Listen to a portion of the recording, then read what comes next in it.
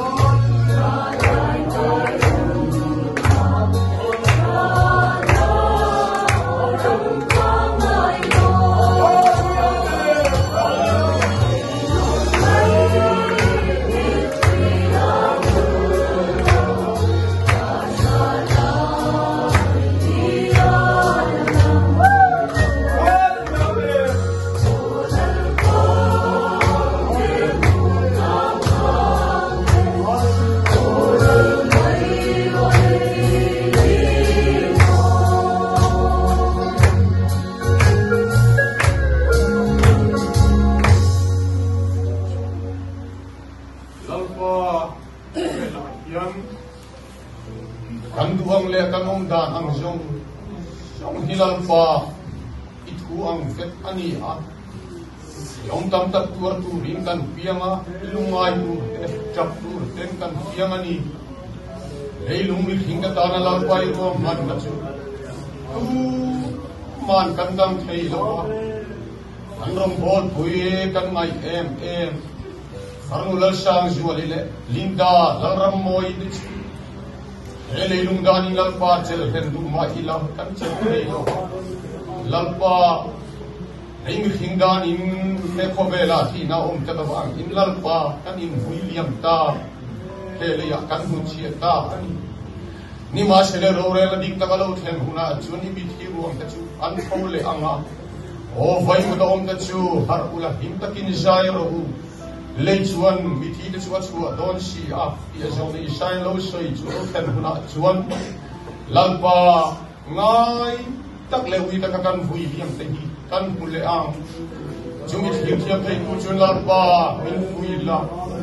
imit hiam dim da hilal pa nang ma he thi na wa hin min ki chakang che kan jahini tharau thing min lar pa min ti har tar le la thi na wa mal kan lung mai na te kan tra na te kan khiom na zong ni I tharau thing min lar pa min la kin shakla e khom pu yang hin rilu thar le har thar na kan chan ti na tu ring nang in hin pu yang che kan bo chian tam kan ngai ram nen lar pa issue hin thing min kan bi che